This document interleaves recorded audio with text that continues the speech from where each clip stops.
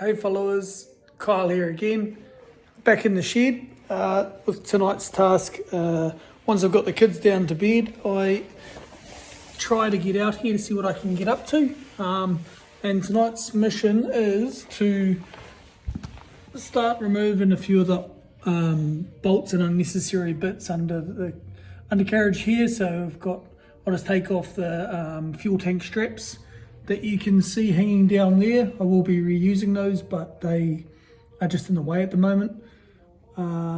Might just disconnect some of the fuel lines off where they're mounted there, and same as the handbrake cables here, just disconnect them. Those will all be changed eventually, but the intention is tonight just to clean up in here and get it prepared and ready for a little underseal sort of coating. So it's like a bitumen type product. I ended up getting this stuff here, Motortech underbody coating, so prevents corrosion, protects from moisture and stone chips. I'll never know, because once it's done, that's it. But yeah, haven't really heard anything good or bad or indifferent about that particular product, but just thought I'll put something on whilst the fuel tank's out. So just up above where the fuel tank would normally go.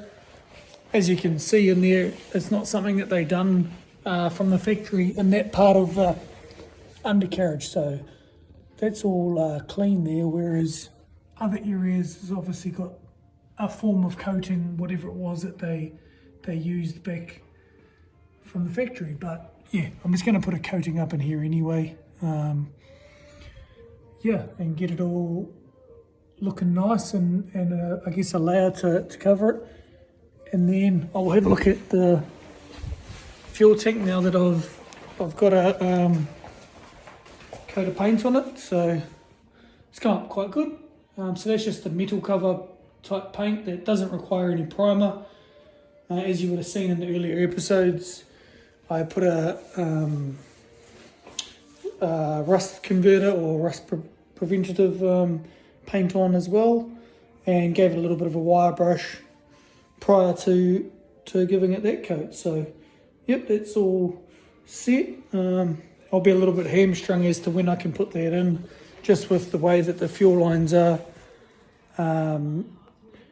Fitting this end would be okay, but getting it into the engine bay, up the firewall in between the subframe and the existing D-series engine will be just a nightmare. So I'll probably have to wait till I've dropped the engine out, and then I can do it all tidy. But obviously, given I'm going to be cleaning up the fuel tank area in the rear of the undercarriage, I'll also be doing something in the engine bay space as well. I haven't yet decided how far or how carried away I'm going to get there, but I guess time will tell. It's one of those things with something like custom oil catch cans and bits and pieces. You start to change a few things around, and then all of a sudden you start looking at other components that sort of look out of place, or you could do tidier. So it'll just be a balance of drawing a line as to what's practical and doesn't cost crazy amounts, because this is never going to be a show car. Yeah, you wouldn't start with a car like this if that was the intention. Obviously, if it was an original EG6, it would be a different sort of kettle of fish. It's something that's in New Zealand, they're starting to fetch quite good money, and I'm sure that's similar across the world as they're getting on now. And obviously, tidy examples are either rusted out or non-existent, or just been mucked around with too much that they're gone beyond what they originally were. So finding a good example gets challenging, or if you do find it, you pay the price for it, and that's just like anything, supply and demand. So this is not an EG6, maybe an EG6 wannabe with a few other little components that the EG6s or the SIRs come out with. Obviously, it'll have a B16A in it, which is what the SIR came out with. And I think I mentioned earlier, I got these EG6 spotlights, so obviously gonna clean them up and install them, but I'm not sure which way that goes, possibly that way. So that'll go on the front bumper like there, like so. How does this go? Something like that. But also a couple other things actually. What else have I? Yeah, it'll have obviously sort of heavy SIR disc brakes and sway bars all round for now. And I've got off a mate of mine a centre console. So yeah, these are a funny sort of a thing that you kind of took for granted, or something you never really thought about. But the old armrest is one of the things, and the mighty cup holder. So those there fetch good money now if you can find them in functional order. So pretty lucky to find one, not too far from here.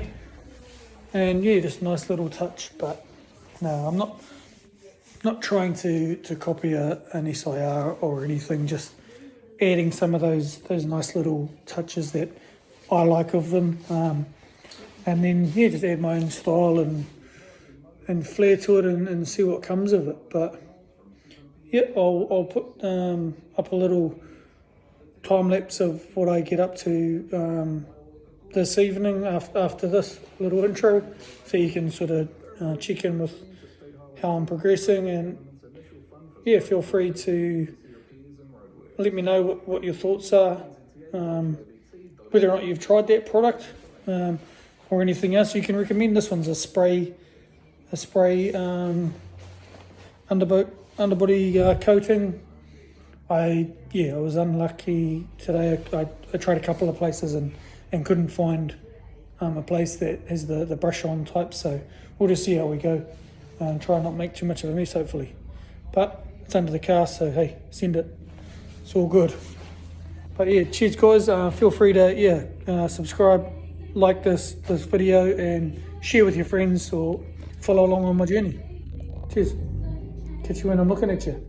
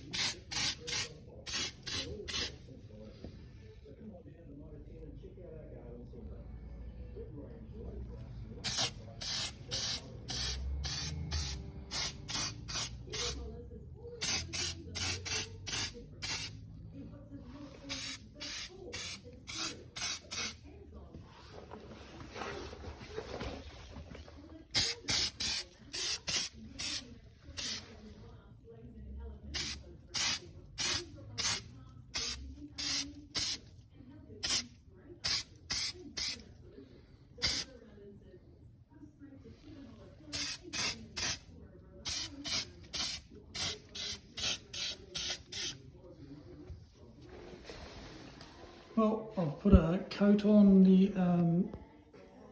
of the undercoat, Underseal. Looking nice and fresh. So obviously I cleaned up under here first and degreased and scrubbed with some hot soapy water, dried it all, and then put a coat or two on the undercarriage here. So I've just done inside the, underneath the, where the fuel tank's going to go. And then I guess the rear section or the inside section of the chassis rails at the back here. The rear wheel well, or where your spare wheel goes. And obviously in where the muffler goes. Haven't done in the guards yet. Got to clean those properly first before I get too carried away. And then, yeah, the back section there too, I decided to put a coat on, so done that the whole way around.